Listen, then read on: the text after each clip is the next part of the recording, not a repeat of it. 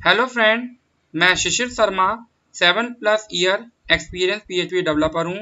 आज मैं आप लोगों के लिए लेके आया हूं लारावेल का एलोक्वेंट मॉडल। ओके दोस्तों, स्टार्ट करते हैं।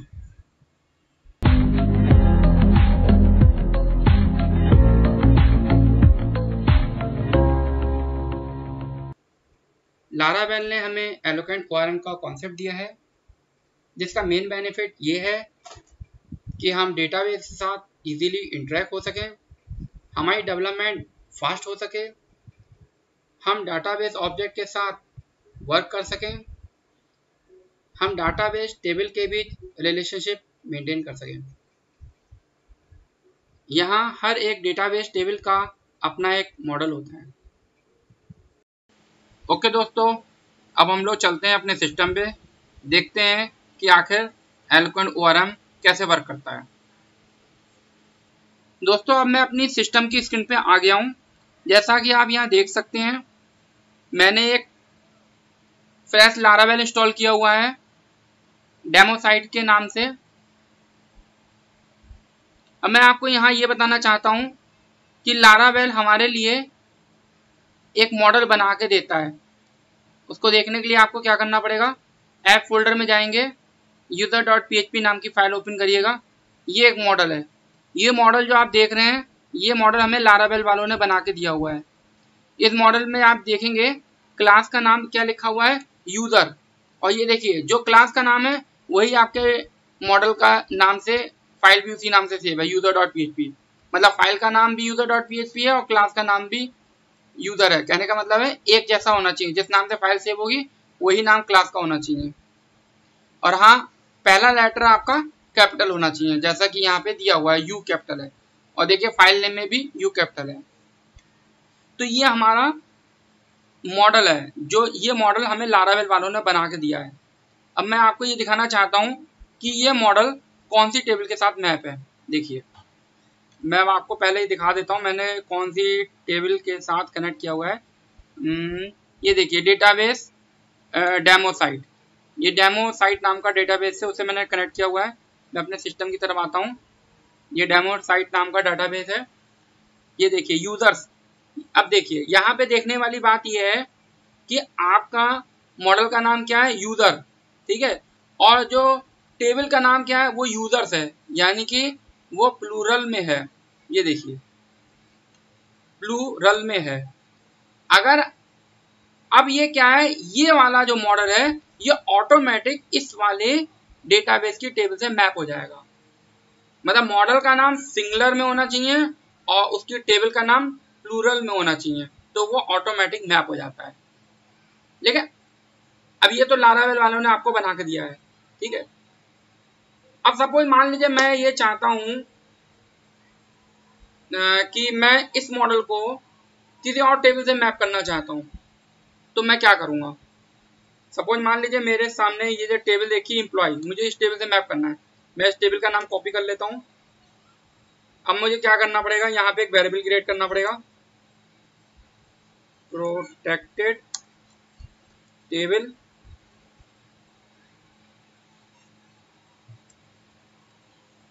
ये देखिए, अब ये वाला जो मॉडल है, मतलब यूजर मॉडल जो है, अब वो इस टेबल के साथ मैप हो गया है। ठीक है दोस्तों, आई बात समझ में। ये होता है पैटर्न। चलिए मैं इसको डिलीट कर देता हूँ, क्योंकि मुझे ऐसा करना नहीं है। मैं अपना एक खुद का एक मॉडल बनाऊंगा। तो मॉडल बनाने के लिए हमारे पास दो तरीके होते हैं। या तो आप अपना खुद मैनुअली बना सकते हो, जैसे ऐसे फाइल में जाएंगे आप न्यू फाइल करके ही बना सकते हैं। लेकिन ये मेथड मैं आपको बोलूंगा नहीं कि बेस्ट है। सबसे बेस्ट मेथड होता है कि आप आर्टिशन कमांड के थ्रू बनाइए। उसके लिए आपको क्या करना पड़ेगा, अपना कमांड प्रॉम्प्ट ओपन करना पड़ेगा। मैं आपके सामने कमांड प्रॉम्प्ट ओपन करता हूँ। मैंने एफ ड्राइव में जैम्प इंस्टॉल किया हुआ है।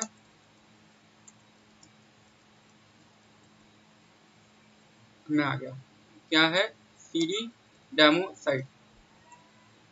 ये देखिए, अब मुझे यहाँ पे अपना एक खुद का मॉडल बनाना है। php artisan make model. Model का नाम मैं ले लेता हूँ, सपोज मैं क्या हमारा ये एम्प्लॉयज टेबल है ना, तो मैं एम्प्लॉय के नाम से ही मॉडल क्रिएट कर लेता हूँ। ठीक है, EMPLOYI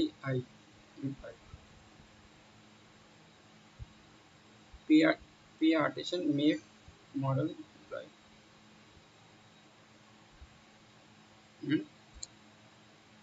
ये देखिए अब ये मेरा मॉडल क्रिएट हो गया है। अब देखिए मैंने जब मॉडल बनाया था तो मैंने इसमें कोई लोकेशन नहीं बताई थी कहाँ मॉडल क्रिएट होना है। देखिए ये देखिए employee.php नाम का मॉडल क्रिएट हो गया। कहने का मतलब है जब आपने मॉडल क्रिएट किया था सीधे PHP artisan make model, model का नाम लिखा, तो ऑटोमेटिक आपका कहाँ क्रिएट हुआ, ऐप फोल्डर के अंदर यहाँ पे क्रिएट हो गया। जैसा कि आप देख सकते हैं, मैं इसे डबल क्लिक करके ओपन करता हूँ, ये देखिए ये आपका मॉडल बन गया। लेकिन अगर आप चाहते हैं इसके अंदर कोई अपना एक फोल्डर बनाना चाहते हैं, उसके अंदर करना चाहते हैं, सपोज मान लीजिए मैं इसके अंदर एक फोल्डर बना लेता हूँ, न्यू करके फोल्डर बना लेता हूँ मॉडल के नाम से। ठीक है, अब सपोज मान लीजिए आपको इसके अंदर मॉडल क्रिएट करना है। ठीक है, सपोज इसके अंदर मैं बनाता हूँ, तो उसके लिए आपको क्या करना पड़ेगा, same PHP artisan make model. अब आपको इस फोल्डर का नाम लिखना पड़ेगा। पहले फोल्डर का नाम क्या दिया हुआ है, मॉडल स्लैश लगा देते हैं। मैं सपोज इन्फो नाम का बनाता हूँ। अभी देखिए ये देखिए आपका मॉडल यहाँ पे क्रिएट हो गया। तो दोस्तों आप देख सकते हैं कि मैंने आपके सामने मॉडल क्रिएट करके दिखाए हैं। एक मैंने यहाँ कोई पाथ नहीं दिया था तो वो दिखाया मैंने, ऐप फोल्डर के अंदर क्रिएट हो गया। दूसरे में मैंने आपको मॉडल वाला पाथ दिया था तो वो यहाँ क्रिएट हुआ है। तो दोस्तों आप देखिए दोनों मॉडल आप देख सकते हैं। ठीक है, अब इन मॉडल में क्या डिफरेंस देख रहे हैं आप, दोनों मॉडल में एक खास बात यही है। देखिए आपने क्या लिख रखा है यहाँ पर, बाय डिफॉल्ट क्या लिख के आ रहा है, यूज एलिमिनेट एलोकेंट मॉडल। ये देखिए, तो जब भी आप कोई मॉडल बनाते हैं तो ये ऑटोमेटिक इस वाले क्लास को इनहेरिट कर लेता है, मॉडल नाम की क्लास को। ये लारावेल की बनाई हुई एलोकेंट मॉडल लारावेल का बनाया हुआ है, ये उसको एक्सटेंड करता है। अब इसको करने से क्या हुआ, यहाँ पे तो आपने मॉडल क्रिएट किया हुआ है।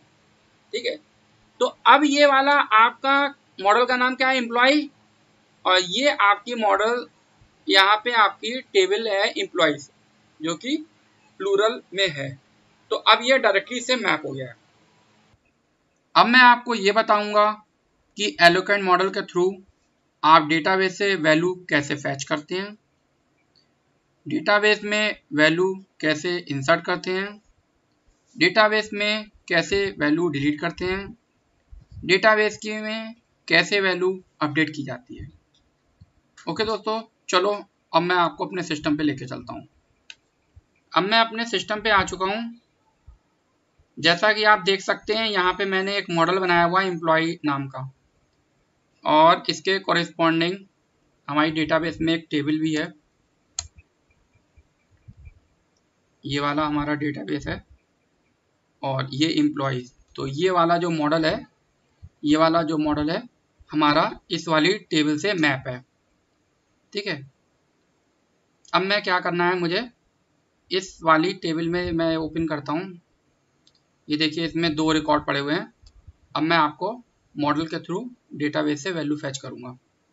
तो दोस्तों इसके लिए आपको क्या करना पड़ेगा, एक तो आपको क्या करना पड़ेगा, ये मैंने एक राउट बना के रखा हुआ है, यहाँ पे टेस्ट नाम का राउट बनाया हुआ है और एक कंट्रोलर बनाया है, इसको भी मैं ओपन कर लेता हूँ। ये देखिए मैंने ये ओपन कर लिया है। पहले मैं इसको रन करता हूँ। ओके, मेरा ये लारावेल भी यहाँ पे रन हुआ है। अब मैं इस URL को ओपन करता हूँ। अभी कुछ आ नहीं रहा है क्योंकि मैंने इसमें कुछ काम नहीं किया है। मैं एक मैसेज प्रिंट करके देखता हूँ टेस्ट के नाम से। हाँ जी ठीक है, ये हमारा ये चल रहा है। अब मुझे करना ये है कि डेटाबेस में ये जो एम्प्लॉय वाली टेबल है, मुझे ये रिकॉर्ड फैच करने हैं इस कंट्रोलर में। ठीक है, तो उसके लिए मुझे क्या करना पड़ेगा, सबसे पहले मुझे क्या करना पड़ेगा, यूज ऐप के अंदर आपने बनाया हुआ है एम्प्लॉय, EMPLOY एम्प्लॉय। ये देखिए, क्योंकि आप देख सकते हैं ये ऐप फोल्डर है, ऐप फोल्डर के अंदर मैंने ये एम्प्लॉय बनाया हुआ है, तो ये आपने इसको यूज कर लिया। अब आपको क्या करना पड़ेगा, यहाँ पे रिकॉर्ड फैच करना है, तो मैं ऐसा करता हूँ, एक वेरिएबल क्रिएट कर लेता हूँ, एम्प्लॉय इक्वल न्यू की जरूरत नहीं है, एम्प्लॉय यहाँ पे आप कर सकते हैं ऑल। देखिए अब मैं dd करके करता हूँ, मैं इसको रन करता हूँ।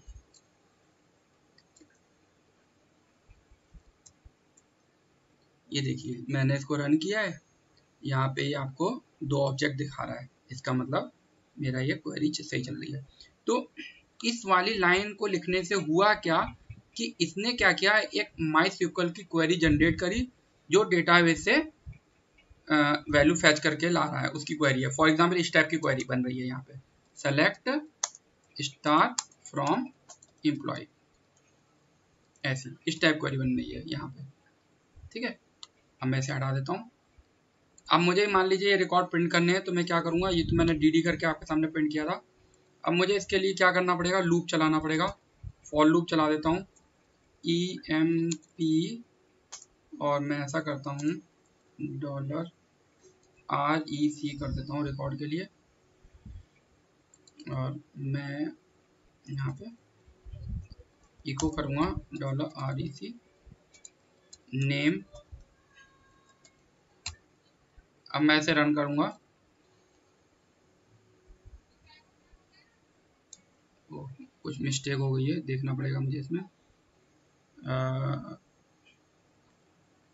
REC फॉर ईच करना पड़ेगा हमें इसे, तब चलेगा ये।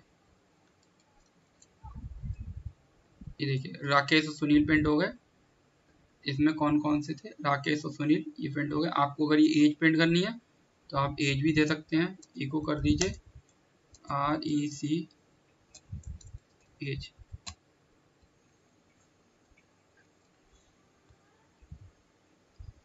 ये अब मैं थोड़ा सा फिनिशिंग करने के लिए इसमें मैं ऐसा करता हूँ, इसमें मैं BR लगा देता हूँ, थोड़ा सा न्यू लाइन आ जाएगी।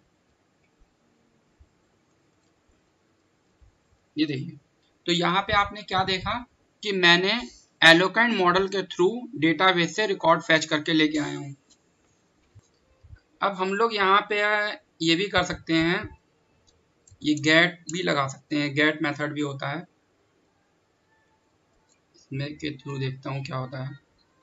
सेम रिकॉर्ड है, मतलब गेट लगाने से और ऑल लगाने में कोई डिफरेंस नहीं आया। अब देखिए, ये देखिए डेटाबेस में ये 2 रिकॉर्ड है। अब सपोज मान लीजिए मुझे कोई कंडीशन लगानी है, मुझे उसके अकॉर्डिंग निकालने हैं, तो मैं यहाँ पे क्या करना पड़ेगा, मुझे वेयर क्लॉज लगाना पड़ेगा। ये देखिए, ये जो आप देख रहे हैं ये सब एलोकेंट मॉडल के थ्रू है। मतलब कहने का मतलब ये पता है क्या है, ये आपका ये है एक आपका सुपर ऑब्जेक्ट, इसको हम बोल सकते हैं। एम्प्लॉय क्या है, ये एक सुपर ऑब्जेक्ट है, और ये वेयर जो है ये मेथड हुआ, मेथड को, फंक्शन को, ठीक है, और ये गेट एक मेथड है, ठीक है।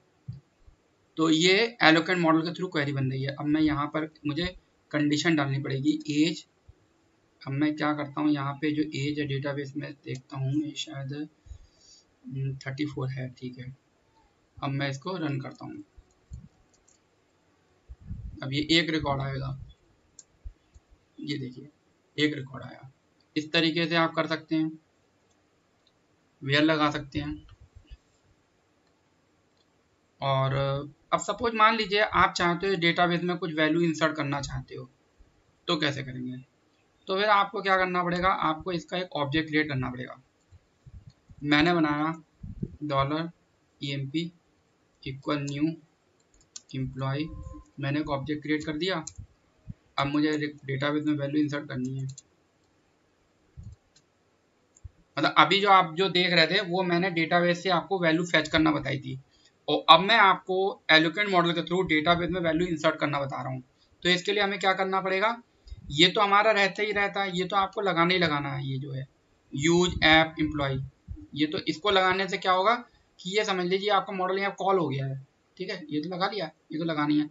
उसके बाद आपको क्या करना पड़ेगा, आपको इसका एक ऑब्जेक्ट क्रिएट करना पड़ेगा। ये कर लिया मैंने, यहाँ पे एक ऑब्जेक्ट क्रिएट कर लिया। अब मैं यहाँ पे क्या करता हूँ, सपोज अब डेटा में आपको कॉलम देखने पड़ेंगे, कौन कौन से कॉलम है, नेम, एज और ईमेल है। और हाँ ये ध्यान रखिएगा, मॉडल के थ्रू, एलोकेंट मॉडल के थ्रू जब भी वैल्यू इंसर्ट करोगे तो ये क्रिएटेड ऐड और अपडेटेड ऐड ये 2 कॉलम होने जरूरी हैं। अगर आपने ये दोनों कॉलम नहीं क्रिएट किए, अच्छा हम इसका स्ट्रक्चर भी आपको दिखा देते हैं जल्दी।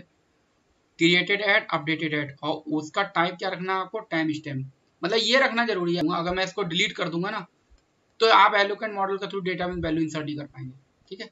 तो सबसे पहले मैंने आपको वैल्यू इंसर्ट करना बताता हूँ। तो कॉलम कौन से थे, नेम, इसमें मैं लिख देता हूँ सपोज हनी, और मैं हनी की एज डाल देता हूँ, सपोज मैंने डाल दिया 5, और मैंने एम्प्लॉय, सपोज मैंने इसमें ईमेल लिख दिया honey@gmail.com। ये देखिए अब मुझे क्या करना पड़ेगा, तो यहाँ पे तो आपने क्या किया था, मतलब मैंने क्या किया है, यहाँ पे एक ऑब्जेक्ट क्रिएट किया है। फिर ऑब्जेक्ट क्रिएट करने के बाद मतलब हो क्या रहा है, ये एक क्लास है, ये एक ऑब्जेक्ट है, और ये इसकी प्रॉपर्टीज हैं सारी, ठीक है। जैसे आप क्लास एंड ऑब्जेक्ट पढ़ते हैं ना, क्योंकि एलोकेंट मॉडल क्या है, वो आपका क्या कर रहा है, ये जो आपका जो बनाया हुआ है एलोकेंट मॉडल, ठीक है, इस क्लास के थ्रू आपका एक मतलब वो एक क्लास बन रही है, क्लास तो बनी रही है, और आपने ये ऑब्जेक्ट क्रिएट किया। तो क्लास ऑब्जेक्ट के अंदर क्या होता है, ऑब्जेक्ट के अंदर प्रॉपर्टीज होती हैं और उसके मेथड्स होते हैं। सेम उसी तरह यहाँ पे भी है कि आपका जो एम्प्लॉय क्लास है, इसका आपने ऑब्जेक्ट बनाया, इसमें आपने ये आपकी प्रॉपर्टीज है, तो ये इसकी प्रॉपर्टीज है। अब आप ये कहेंगे कि आपने तो यहाँ पे कुछ बनाया नहीं है, क्योंकि मैंने तो एक क्लास बनाई हुई है, यहाँ पे तो ना ही कोई मैंने मेथड बनाए हुए हैं, ना ही मैंने यहाँ कोई प्रॉपर्टी बनाई है। लेकिन ये क्या हो रहा है, एलोकेंट मॉडल का ही तो ये फीचर है, एलोकेंट मॉडल के थ्रू ही तो ये सब हो रहा है कि ये जो आपने लगी है use eliminate database eloquent model, ये इसी के वजह से हो रहा है आपका, कि आपने यहाँ पे कुछ भी नहीं बनाया, ना कोई प्रॉपर्टी बनाई है, मतलब ऑटोमेटिक डेटाबेस के अंदर जो टेबल बनी है, उनके जो कॉलम्स हैं वो सारे जो कॉलम के नाम हैं, जो कहने का मतलब है हमारी टेबल है, ये टेबल एम्प्लॉय है, इसमें जो कॉलम के नाम है ये सारी क्या हो गई, प्रॉपर्टीज हो गई आपकी, ठीक है। तभी तो मैं आपके सामने यहाँ पे एक्सेस कर रहा हूँ। और इसी तरीके से इसमें मेथड भी होते हैं, ये सब हमको ये लारावेल वालों ने बना के दिया हुआ है। ये देखिए अब मैं इसको चला देता हूँ, मतलब कहने का मतलब ये हुआ कि आपने देखा कि इस क्लास के अंदर मैंने कुछ भी नहीं बनाया, लेकिन फिर भी उस क्लास को ऑब्जेक्ट बना के हम उसकी प्रॉपर्टीज को भी एक्सेस कर रहे हैं, मेथड को भी एक्सेस कर रहे हैं। मैं इसको रन करके दिखाता हूँ, यही तो है एलोकेंट मॉडल। देखिए मैं इसको रन कर देता हूँ, रिफ्रेश किया, अब मैं यहाँ जाऊँगा और रिफ्रेश करूँगा ब्राउज, ये देखिए ये रिकॉर्ड आया, 3 रिकॉर्ड। मैं एक रिकॉर्ड और इंसर्ट कर देता हूँ आपके सामने, ताकि आपको, सपोज मैंने पूजा नाम डाल देता हूँ यहाँ पे, और मैं पूजा डाला, ये देखिए, और मैंने ये एज डाल देता हूँ। अब ये देखिए आपके सामने 3 रिकॉर्ड है। अब मैं यहाँ से जाकर इसको रिफ्रेश करूँगा तो आप ये देखेंगे कि यहाँ पे एक रिकॉर्ड और बन गया, ये देखिए अब आपके सामने 4 रिकॉर्ड हो गए। तो ये कैसे हो रहा है, ये चीज़ आपने नोट कर ली। तो ये है, इस तरीके से हम लोग डेटाबेस में वैल्यू इंसर्ट करते हैं। तो आपने डेटा एलोकेंट मॉडल के थ्रू डेटाबेस से वैल्यू फेच करना भी देख लिया, और डेटाबेस में वैल्यू इंसर्ट करना भी सीख लिया। तो अब हम चाहते हैं, सपोज अब मान लीजिए मुझे अब डेटाबेस से रिकॉर्ड डिलीट करना है, तो कैसे करेंगे। तो डिलीट करने के लिए आपको कुछ भी नहीं करना पड़ेगा, इसे आप हटा दीजिए, यहाँ केवल एक डिलीट की क्वेरी फायर कर लीजिए।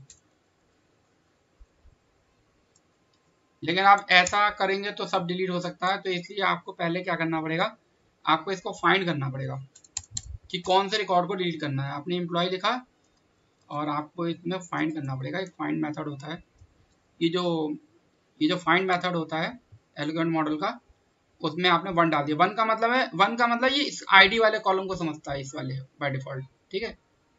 अब ये 1 को डिलीट कर देगा। आपको मान लीजिए ये सुनील को डिलीट करना है, या चलो सुनील को डिलीट करना है, आईडी नंबर 3, तो आपको यहाँ आईडी नंबर 3 डाल दीजिए। ये देखिए अब ये इसको मैं रन करूँगा। तो मैंने दोस्तों क्या किया है, ओनली बस केवल ये किया है, इस तरीके से करा और इस एम्प्लॉय क्लास एम्प्लॉय के थ्रू फाइंड मेथड करके इस आईडी को फाइंड कर लिया और ये डिलीट मेथड को कॉल कर दिया। अब ये देखते हैं, मैं इसको रन करता हूँ। ये देखिए मैं यहाँ पे जाता हूँ, रिफ्रेश करता हूँ, ये रिकॉर्ड देखो अभी 4 है, मैं रिफ्रेश करूँगा एक डिलीट हो गया होगा। ये देखिए डिलीट हो गया। ठीक है, इस तरीके से आप कर सकते हैं। ऐसे ही आप अपडेट भी कर सकते हैं। तो आपने फैच करना सीख लिया, इंसर्ट करना सीख लिया और डेटाबेस से एलोकेंट मॉडल के थ्रू मतलब डेटा डिलीट करना सीख लिया। अब मैं बात करता हूँ अपडेट करना। अपडेट में क्या करना पड़ेगा, सेम यही प्रोसीजर रहेगा, बस अब हमको ज़्यादा कुछ नहीं करना है। यहाँ पर हमें क्या करना पड़ेगा, यहाँ एम्प्लॉय करना पड़ेगा, सब कुछ ऐसे ही रहेगा और बस आपको यह नेम करना पड़ेगा। ठीक है, और नाम लिख दीजिएगा और यहाँ पे अब आपको बस ये ध्यान रखना है, सेव मेथड कॉल कर लीजिएगा, डिलीट कर लीजिएगा। और यहाँ पे मैं लिख देता हूँ मान लो सोनू लिख देता हूँ सपोज, और मैं यहाँ पे मैंने ये लिख दिया EMP, एज लिख दिया, मैंने ये लिख दिया और EMP मैंने ईमेल लिख दिया और मैंने ईमेल डाल दी sonu@gmail.com। अब देखिए अब ये क्या करेगा, जिसकी ID 3 है, अब देखते हैं ID 3 है भी या नहीं है। ID 3 तो है ही नहीं, तो ID 2 है, 4 है, 5 है, तो मैं ऐसा करता हूँ ID 4 पे कर देता हूँ, मैं ID 4 पे। तो आप लोग देख लीजिएगा, मैं यहाँ पे अपडेट की क्वेरी, ये देखिए ID 4 है ना, यहाँ हनी ऑफ एज 5 लिखा है, ये अपडेट हो जाएगा। ठीक है, देखो मैंने सेव कर लिया है, मैं यहाँ पे जाता हूँ, अब देखता हूँ, ये देखिए अपडेट हो गया। तो दोस्तों इस तरीके से आपने देखा कि हमने एलोकेंट मॉडल के थ्रू किस तरीके से डेटाबेस से वैल्यू फैच किया, इंसर्ट किया, डिलीट किया, अपडेट किया। देखिए आपका काम कितना आसान हो गया। और आप लोगों ने यहाँ एलोकेंट मॉडल में खास चीज क्या देखी, ये देखा कि हमने एक एलोकेंट मॉडल क्रिएट कर दिया और यहाँ पे हमने ना ही कोई प्रॉपर्टीज बनाई इस क्लास की और ना ही हमने कोई मेथड बनाए, लेकिन फिर भी हमें यहाँ पे देखिए हमें सारे प्रॉपर्टीज और मेथड बने बनाए मिल गए। ये इसके किसके थ्रू हुआ, ये एलोकेंट मॉडल के थ्रू हुआ। तो दोस्तों यहाँ पे अभी एलोकेंट मॉडल अभी फिनिश नहीं हुआ है। ठीक है, तो अभी आप लोग इसको देखिए और स्टडी करिए। तो अभी मैं अपने वीडियो को यहाँ पे क्लोज करता हूँ और अभी इसमें काफ़ी कुछ बाकी है एलोकेंट मॉडल के बारे में। अभी हमें आपको रिलेशनशिप बताना है कैसे क्या चलता है। ठीक है, तो आप लोग हमारा वीडियो देखिएगा और बताइएगा, अगर आपको हमारा वीडियो अच्छा लगे तो आप इस पर कमेंट करिएगा और कोई फीडबैक देना चाहें तो आप फीडबैक दीजिएगा। अगर आप लोगों को अच्छा लगेगा हमारा ये वीडियो तो इस एलोकेंट मॉडल का अगला पार्ट भी मैं जल्दी बना के अपलोड कर दूंगा। और हाँ दोस्तों, मेरे चैनल को सब्सक्राइब जरूर कर लीजिएगा। अगर आप मेरे चैनल को सब्सक्राइब करेंगे तो मेरे वीडियो के लेटेस्ट अपडेट आप तक पहुंच जाएंगे। मतलब कहने मतलब जैसे ही मैं कोई वीडियो अपलोड करूंगा वो वीडियो आपको दिख जाएगा। और हाँ, साथ में अगर बेल आइकन है उस पर भी आप अगर बटन दबा देंगे तो मेरे वीडियो के नोटिफिकेशन भी आपको मिल जाएंगे। ओके दोस्तों, धन्यवाद।